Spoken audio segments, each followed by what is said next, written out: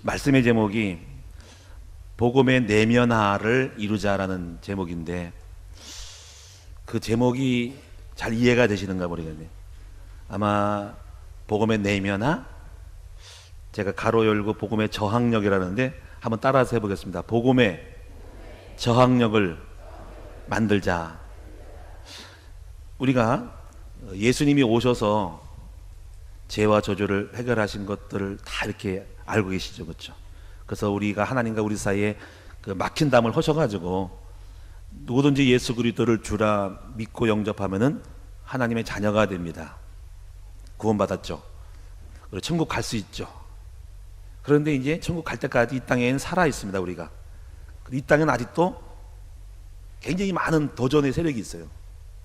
하나님의 영적인 것을 보지 못하고 흑암의 영이 우리를 계속 공격을 한단 말이에요. 그렇죠? 몸에 병이 들고 예수 믿는 사람을 가난하게 만들고 가정 부부싸움 만들고 예수 믿어도 막 괴로운 게 많고 악한 영이 많이 있단 말이에요. 그래서 예수님 믿고 천국 가는데 불구하고 수많은 사람이 전사를 해, 쓰러져, 넘어져, 그리고 간신히 구원받아. 그래서 우리가 하나님의 구원의 방법은 예수 믿고 천국만 가는 것이 아니라 그 이 땅에 있는 동안에 이길 수 있도록 하나님이 우리 속에 누구를 함께 하시냐면은 보혜사 성령님을 보내주신 거죠. 그렇게까지 깨달으셔야 돼요. 할렐루야. 안 그러면 그냥 바로 천국으로 보내시지 왜 우리를 이 땅에 내요. 그래서 내가 너희를 고아와 같이 버려두지 않고 다시 오겠다는 거예요. 주님 재림하신 다음에, 그래서 주님 오실 때까지 내가 너희와 함께하는 방법을 주는데 바로 성령님을 보내주겠다라고 말씀하신 거예요. 그게 요한복음 14장, 15장, 16, 17, 18장까지 있는 내용이에요. 그래서 오늘 여러분 지금부터 천국 가지만은 이 땅에 있는 동안에 승리를 해야 돼. 그래서 이걸 가르쳐서 이기는 자가 돼야, 나는 이기는 자. 그래서 이기는 자가 되기 바랍니다.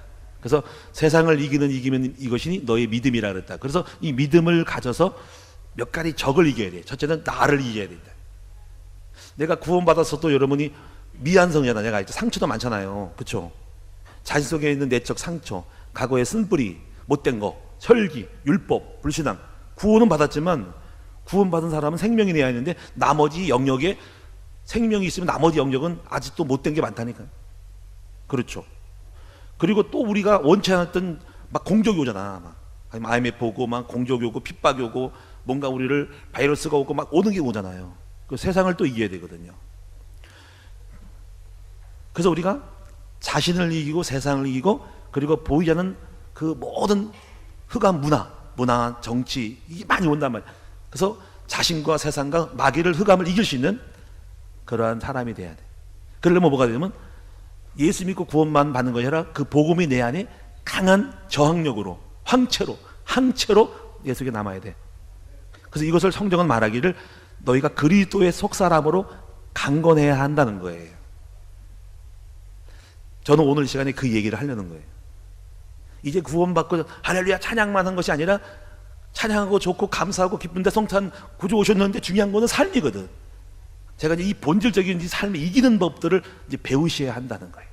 할렐루야. 누구나 성탄을 좋아하지만 또 집에 간 여전히 막 싸움질하고 막 괴롭고 답답하고 미쳐 죽고, 성탄절은 성탄절이 난 자살하고 싶고 낭민이 되는데 뭐 할 거요. 그래서 정말 복음의 본질은 여러분 속에 복음으로 그리스도로 충만해야 하는 거예요. 저는 그래서 이것을 가르쳐서 복음의 내면화, 또 복음의 내면화가 있으면 외가 있죠. 외면화가 있는 거예요. 이 두 가지를 잘해야 돼요. 그래서 그런 단어를 들으면서 여러분이 복음을 깨닫는 여러분 되시기 바랍니다. 한번 따라해 봅시다. 복음의 내면화, 복음의 외면화. 그래서 복음의 내면은 내 안에 있는 속사람을 강건하게 하고, 외면화는 이 속사람의 강함이 내 밖으로 나타나서 나를 통해서 다른 사람이 복음화로 바뀌어지는, 복음화가 되어버리는, 변화되어지는, 영향을 입히는 그런 영적인 힘이 있는 저와 여러분 됩시다. 제가 복음이 강하면 이기는 자가 되고, 나에 있는 복음이 밖으로 나타나서 다른 사람들에게 복음이 영향력을 줘서 그 사람도 나처럼 복음의 내면화와 외면화를 이룰 수 있는 그러한 사역이 되는 것이 진정한 하나님의 나라예요. 그래서 이 복음의 내면화라는 것은 뭐냐면은 제가 세 가지가 있는데 이 세 가지를 잘 이해하고 그 다음에 마지막 결론으로는 그런 복음의 내면화를 어떻게 이룰 것인가 라는 몇 가지의 그 초점들을, 중심들을 말씀을 드릴게요. 뭘 내면화할 것인가 하는 거. 자, 그래서 첫째로 복음의 내면화가 뭐냐면, 첫째는 복음의 내면화는 영적인 면역력이다 하는 거예요.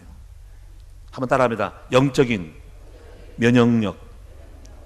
여러분, 우리가 면역력이 있어야 병 안 걸린다 그러잖아요.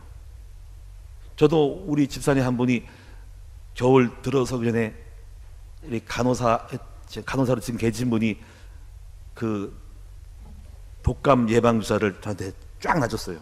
우리 사모랑. 그래서 지금 독감이 안 걸리는지 모르겠어요. 그래가지고 육체의 면역력, 아마 여러분 잘 아시는 얘기예요.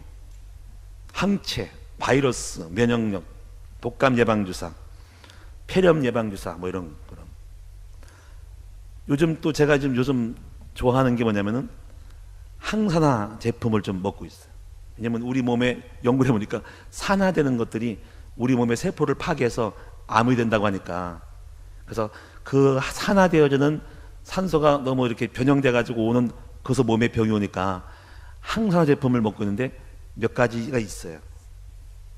특히 이제 셀레늄 이런 부분들을, 그런 것들하고, 그 다음에 여러 가지 뭐 이산화규소라든가 이런 것도 있고, 뭐 알로에 뭐 이런 것도 있는데, 하여튼 폴리플로스라는 것도 있고요. 몇 가지 있는데 하여튼 간에 요즘 그런 데 관심을 가지고 그 면역력이 중요하다는 것을 알았어요. 우리 산모들을 아마 아실 거예요.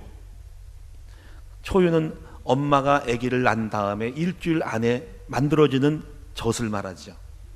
그 젖이 우리의 독소를 제거하고 뇌의 발달을 일으키고 여러 가지 그 면역력을 키우는데 탁월하다 가지고 그렇게 이제 얘기를 하잖아요. 그 전부 그런 얘기가 바로 면역력에 대한 이야기. 그 면역력이 있으면 어떤 외부 바이러스를 이기는 힘이 있는데, 그걸 떨어지면은 조금만 바람 불고 바이러스 오면은 딱 걸려버려 가지고 거기에 딱 걸려서 병 걸리고 홀록홀록하고 다양한 어떤 몸의 변화로 나타나는데, 아, 면역력이 떨어졌다 그러잖아요. 그런데 오늘 우리가 여러분 육체의 면역력이 있지만은 중요한 것은 신앙생활에도 영적인 면역력이 있다는 거예요. 할렐루야. 그래서 이 영적인 면역력을 만드는 것이 바로 복음의 내면화를 이루는 것임을 아셔야 됩니다. 많은 사람이 이제 시험에 들어요. 교회 다니면서도 이 면역력을, 영적인 것을 강화하지 않고 속 사람이 약하기 때문에, 말씀이 없기 때문에 자꾸 넘어지는 거죠. 예수님의 세 가지 시험도 바로 예수님이 말씀의 면역력이기 때문에 흑암이 들어와서 마태복음 4장에 시험할 때 세 가지를 말씀으로 이긴 거잖아요. 안 넘어가고. 그게 전부 이기는 자가 되는 거거든요. 두 번째는요, 이제 복음의 내면화라는 것은 첫째가 영적인 면역이다. 두 번째는 뭐냐면 정신적인 레벨이다. 정신적인 강도다. 그다음에 멘탈의 수준이라는 거예요. 정신적인 그 강도에 따라서 여러분 넘어갈 수 있고 안 넘어갈 수 있는 거예요. 제가 옛날에 잘 모르고 유리컵에다가 그냥 생각 없이 그냥 커피를 타서, 뜨거운 봉지 커피를 타서 먹었는데 그냥 쫙 갈라지더라고. 그래서 될 뻔했어요. 손에 화상을 뻔했어요. 그래서 아, 이게 이렇게 먹는 거 아니구나. 여기는 도자기에 구운 걸 먹어야 되는구나. 그때부터 유리컵을 안 먹고 유리컵은 쫙 갈라지더라고. 그러니까는 그 똑같은 그릇이라 하더라도 어떤 것을 감당하는 그릇이고 감당 못할 그릇이시니, 제가 정말 중요한 것은 정신력, 멘탈에 대한 거라는 거예요. 그래서 첫째가 영적 면역력, 두 번째가 정신적인 멘탈의 강도를 우리가 만들어가요. 근데 영적으로 강하면 정신적인 멘탈이 강해지시는 거를 여러분이 하루아침에 오지 않지만 배워야 됩니다. 아멘. 그래서 영적인 멘탈은 오늘 읽은 본문에 어떻게 보면 이런 거예요. 하나님의 사랑, 이것이 영적 멘탈이에요.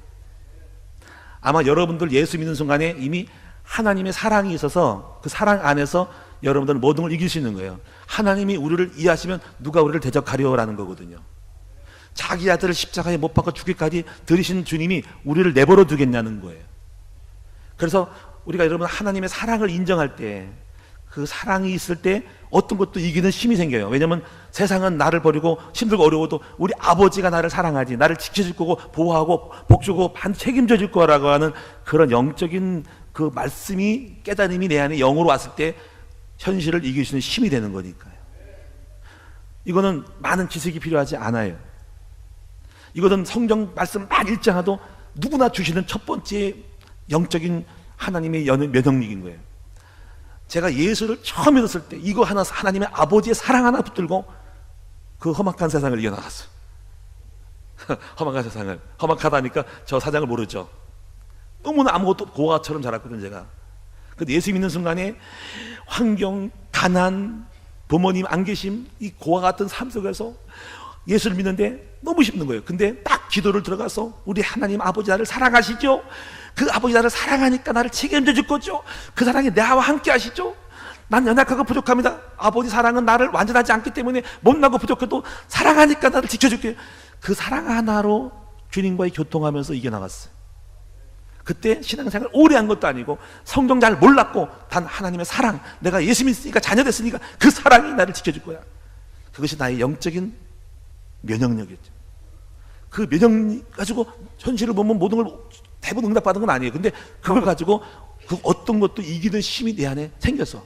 물론 눈물 많이 쏟았고 기도를 해야 되겠지만은 다른 거 없어요. 기도하는 자리에 아버지 사랑을 확인하면서 버티고 이기고 건졌어요.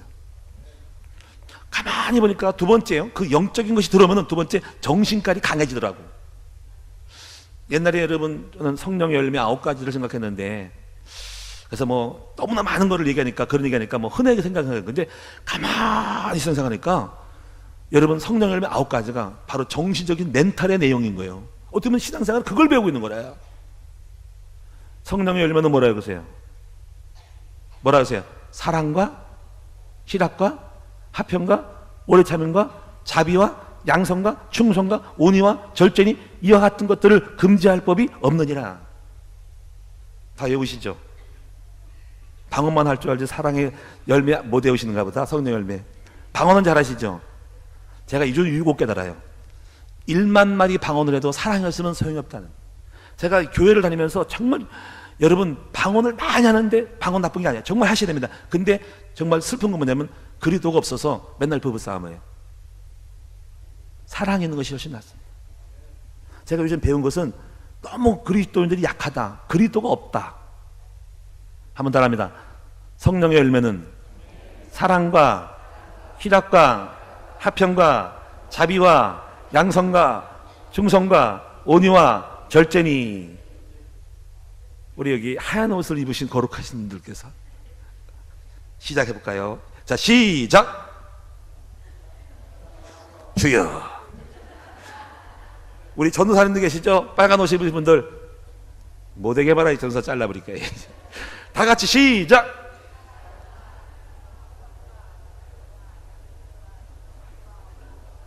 왔다 갔다 한다. 서울신학대에 잠깐 쉬고 성령의 열매 9가지부터 외워야 되겠다. 다 같이 괜찮아요. 뭐 그런 거 잘 몰라도 배우면 되니까. 한번 따라합시다. 성령의 열매는 사랑과 희락과 화평과 오래 참음과 자비와 양성과 충성과 온유와 절제니. 제가 잘 외웠나요? 저도 이거 외우면서 떨려. 왜냐면 혹시 실수하면 에이 그 목사님도 모르면서. 다행이다. 잘 외워서 다행이다. 실수 안 했지? 은혜야 실수 안 했지? 다행이다. 나중에 못 외워놓고 우리 사모한테 엄청 혼나. 당신은 그렇게 말해놓고 못 외웠다고. 사랑과 희락과 화평과 오래 참음과 다 알아. 한번 열으시오. 오래 참음과 자비와 양성과 충성과 온유와 절제니 이 같은 것을 금지할 법이 없느니라. 성공했다. 중요한 것은 외우는 게 아니라 이걸 배워야 돼. 여러분 세 번째는 그래서 이 정신적인 것일 때 오래 참음, 절제 이게 있어야 되거든요. 이게 정신 멘탈이거든요. 할렐루야. 성도가 저한테 막 시비 걸고 올 때도 오래 참고 나가야 돼. 자비로운 불쌍히 여겨야 돼. 그리고 늘 마음의 평안함을 유지하고 화평을 유지해야 돼. 그런 것들이 어떤 면에서 보면 이기는 거죠. 어떻게 보면 원수를 사랑하고 오히려 그 용서하고 축복을 빌 줄 아는 것이 멘탈이죠. 그런 여러분 되기 바랍니다. 그러면 세 번째는요, 세 번째 복음의 내면은 바로 속사람이 강건한 건데, 이 속사람이 강건하면 밖으로부터 오는 것을 이길 수가 있어요. 대표적인 것이 욥이죠. 저는 욥을 보면 구약의 사람이지만 굉장히 내면화가 이루어진 사람인 거예요. 여러분, 욥은 이거예요. 욥을 읽으면은 자녀가 10명이었어. 우리보다 4명이 많어. 우린 자녀가 6이거든요. 욥을 좀, 욥 선생님을 좀 따라갔으면 좋은데 그건 못 따라가겠어. 아들이 7명, 딸이 3명이고 부인은 근데 하나야. 근데요, 재산이 다 파산되는데 어느 정도면은 양이 7,000마리, 낙타가 3,000, 소가 500결이. 결이라는 것은 한 쌍을 그냥 결이라 그래. 2마리를 한 쌍을 해서 마차를 긁 때 그 결이를 한 쌍인데 500결이니까 1000마리지. 암나귀가 500. 그리고 종들이 엄청 많대. 근데 싹 몰살당했어. 여러분 같으면 할복. 일본 사람 무사도처럼 내가 살아서 뭐하리.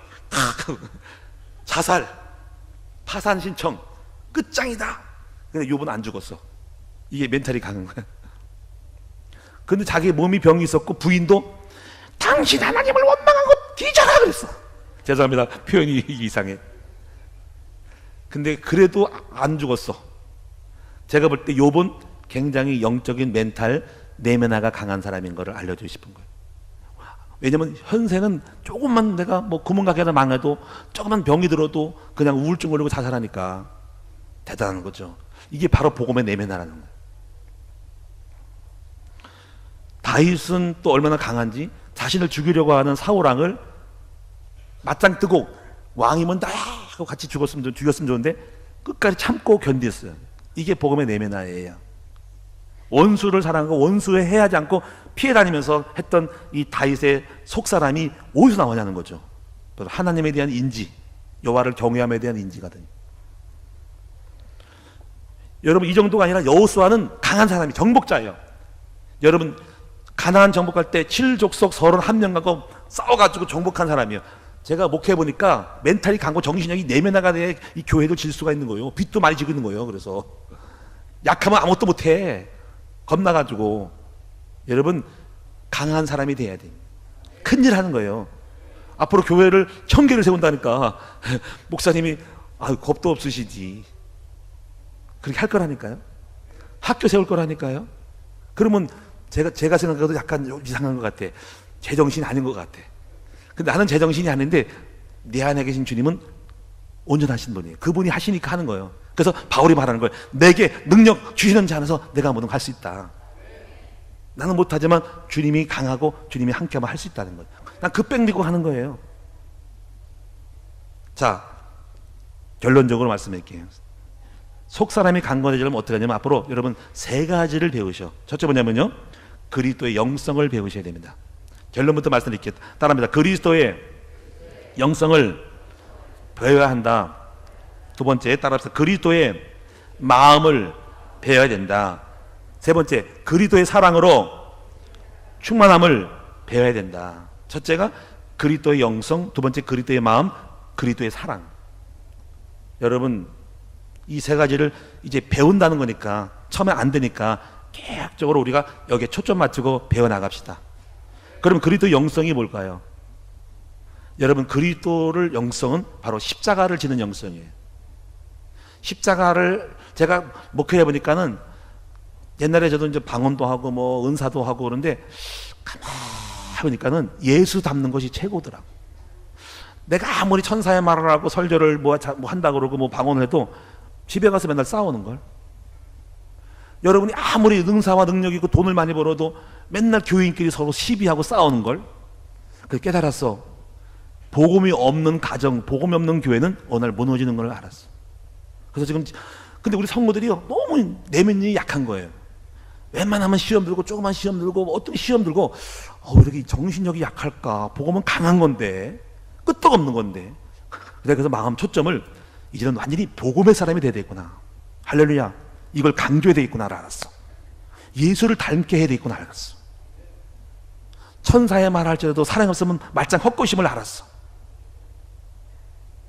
여러분, 저는 오늘 앞으로 우리 성도들은 예수 닮는 일에 포커스 맞추세요. 우리 앞으로 예비인 장로님 될 분들도요, 뭐 부자 되는 것도 중요하지만 그것보다 더 중요한 것은 예수를 닮는 사람이 됐으면 좋겠어요. 여기 맞춰서 정말 그리스도의 온유와 겸손과 사랑으로 많이 되면 정말 저는 최고로 훌륭한 분이라고 생각해요. 그러면 그리스도의 십자가의 영성이니까 낮아지라고 하는데 섬김이거든요. 누가 잘 섬기냐가 1등이거든요. 그럼 제가 여기서 어떻게 섬기라는 말을 막 하려고 하는 것보다도 제가 섬기는 방법은 일단은 전도자가 돼야 되는 거예요. 전도자가 되는 차원으로 그냥 끌어올려 버려야 돼. 여러분, 전도자라는 것은 아비거든요. 아비. 여러분, 우리가 부모님이 된다는 것은요, 내리사랑이고, 여러분 자식이 속을 썩어도 다 참어. 꼭 참고 이 죽일놈 하고, 자식이 아니면 발로 차버리고 싶고 한번 싸우고 싶은데, 자식이니까 아버지는 모든 걸 꿀꿀 참는 거예요. 참고 자녀를 위해서 받아주고 용서하고 넘어가고, 아이 괘씸한 널 그냥 네 자식만 아니었으면 뭐 해주고 싶은데 그냥 꼭 참고 있는 것처럼. 알았어. 여러분, 아버지의 마음인 전도자의 마음을 아예 그냥 갖다 올려놔야 돼. 그러면 그 전도자가 되는 날 참지만, 전도자가 아는 사람들은 싸워. 왜냐면 너 죽고 나 죽자야. 근데 전도자는요, 다른 사람을 위해 살아가는 사람이 되는 거예요. 그래서 이 전도를 깨달아야 되겠구나. 전도를 깨달으면 요셉처럼 형들을 용서해. 한번 생각해 보세요. 저 사람을 전도한다면 절대로 안 싸워. 동네 이웃하고 한번 생각해. 이 아파트 살아. 둘이 어떻게 싸워 막 못 어디다가 뭐. 그러면 전도하려는 마음 먹어지면 그 사람 절대로 안 싸웁니다. 전도해야 되니까 멋있게 보여야 될 거 아니에요. 싸워가지고 서로 싸우면 누가 누구한테 전도하라고 오겠어요? 받으러 오겠어요? 그렇죠? 여러분, 오늘 전도자의 마음을 가져야만이 바로 십자가를, 영성을 가질 수 있는 거예요. 두 번째는요, 그리스도의 마음을 배워야 됩니다. 제가 이제 어떤 루스벨트라는 대통령이 있는데, 이 사람이 책을 좀 읽고 있어요. 근데 이분이 아주 정말 기독교 정신인 것 같아요. 그분이 대통령이지만 아주 훌륭한 분으로 이렇게 칭송을 받는데, 그 이유가 있는 게 뭐냐면 이분이 자상하고 배려가 있어. 여러분, 이런 스타일이야. 자기 밑에 있는 시종들이 있어. 밥도 해주는 사람들. 근데 어떤 사람이 우리 부인은 이제 대통령하고 대화하는 거야. 또 시종이 밑에 아주 직급이 낮은 사람이, 저 대통령 각하, 우리 부인은 이 세상에 태어나가지고 어떤 무슨 뭐 매출하기라든가 새 이런 거를 한 번도 본 적이 없대요. 새 얘기하면서. 그러니까 그러냐고. 이거 귀담아 듣고요. 그리고 끝났어. 근데 어느 날 전화가 왔어. 밤중에 그 시종한테서 따르릉 했더니, 받았더니 누구냐 했더니 각하십니까? 각하 밤중에 왜 그럽니까? 했더니 이런 얘기예요. 자네 부인이 매출하기를 본 적이 없다 그랬지. 지금 내가 이 백악관 뜰에 매출하기가 앉아있어. 빨리 와서 데리고 와서 봐. 이 정도야. 그게 무슨 얘기냐면요, 그만큼 이 대통령은 그 밑에 있는 사람들까지도 마음을 쓰고 신경 쓰고 배려가 있다는 거예요. 그 정도예요. 그 마음을 읽고 그 마음을 알아주고 그 마음을 배려해 줄 때 이 사람들은 평생도록 그 루즈벨트 대통령을 존경하는 거예요. 아니 뭐 대통령이 그런 것까지 신경을 근데 마음에 감동 오는 거예요. 감동. 아무것도 아닌 것 같죠. 근데 그 감동이에요. 빵 만든 사람이 은퇴는 이제 그 백학을 찾아갔는데, 빵 만드는 식당에 아줌마들이 있어. 그랬더니 인사하면서 그러면서 요즘 빵을 잘 만들고 음식을 잘 만드냐 했더니 각하, 요즘 후대 사람들은 대통령 각하들 안 먹어요. 그 제가 좀 밑으로 쳐져가지고 별거 없었더니, 그래? 나는 당신이 만든 빵이 엄청 맛있던데 지금도 그 빵이 생각나가지고 오고 싶은데. 눈물을 흘리는 거예요. 이분이 어떻게 이렇게 자상스럽고 어떻게 이렇게 배려하냐는 거죠. 그래가지고 밑에 사람이 다 좋아해. 얼마나. 그래서 여러분, 사랑은 뭐냐면 바로 자상하고 배려가 있고 겸손하고 낮아진 자리에서 하는 거예요. 제가 그런 거 보면서 확실히 예수 믿는 국가가 저 정도까지 갔구나라는 걸 알았어. 여러분, 우리가 이제 그렇게 그리스도의 사랑 안에 배려하고 섬세하고 성숙해야 됩니다. 마지막 하나만 더 얘기할게요. 여러분, 그리스도의 사랑을 배운다고 하는 건데, 뭐 이런 이야기가 하나 있어. 예를 들어, 왜냐면 어떤 아주머니가 남편하고 이제 사는데 밖에 나가서 빨래를 널려고 밖에 나갔더니 어떤 노인 3명이 밖에서 이렇게 흰 옷을 입은 분이 3분이 노인분이 밖에 있어요. 근데 행색이 보니까 초라해 보이고 약간 배고파 보여. 그래가지고 3번을 다가갔어. 부인이, 저 어르신들 배가 고프신 것 같은데 저희 집으로 초대할 테니까 잠깐 시간 되시면 들르셔서 함께 식사를 나누시죠. 그런 거예요. 그래서 한 말이, 당신 집에 부군이 있냐 그랬더니 부군 자꾸 외치는데, 그럼 저희는 안 들어갑니다. 부군과 함께서 들어갑니다. 좀 이따 남편이 왔었더니 초대를 했었더니, 저희는 소개를 할게요. 여기 이쪽에 있는 사람은 바로 이름이 부라는 사람입니다. 부. 두 번째 사람은 바로 성공이라는 사람입니다. 세 번째 사람은 사랑이라는 이름을 가진 사람입니다. 우리는 함께 못 들어가요. 따로따로 들어가는데 당신이 선택을 해서 먼저 한 명을 초대하세요. 그래가지고 이제 들어가가 그렇게 해놓고 이제 부인이 들어가서 남편하고 의논하는 거예요. 여보, 우리 정말 놀라워. 부와 성공과 사랑이 있대. 누구를 초대할까 했더니 남편은 부 그랬습니다. 부자들 생각하니까 부 그랬습니다. 부. 그리고 아내는 뭐니까 우리 남편 성공시켜야 돼. 성공 그랬습니다. 이야, 근데 한 명밖에 안 돼. 그랬더니 가만히 저 부엌에서 며느리가 듣고 있더니, 저 아버님, 어머님, 제가 볼 때 부와 성공에서도 저는 그런 게 아니고 사랑했으면 좋겠어요. 사랑. 저랑 어머니 아버님하고 행복하게 살았으면 좋겠어요. 남편하고 사랑을 초대하시죠 그러더라고요. 듣고 보니 괜찮아. 그래가지고 그 여자분이 밖에 나가서 우리가 의논한 끝에 초대하기로 했어요 했더니, 누구요 했더니 사랑 어르신을 초대하는데, 그래요? 사랑 어르신이 왔었더니 부와 성공이 졸졸 따라오셔. 아니 왜 따라오셨더니, 원래 우리가 사랑을 선택하면 따라오게 돼 있어요 그러더라고요. 그래가지고 사랑하는 끝에 부와 성공도 거머졌다는 거예요. 사랑하는 여러분, 사랑 안에 보는 것인 줄 믿습니다. 예수님의 사랑 안에 부와 성공이 있다는 얘기요. 이게 그냥 들으셔요. 근데 한번 따라합시다. 예수님의 사랑을 배우면은 부도 있고 성공도 있다. 그거는 진리다. 할렐루야.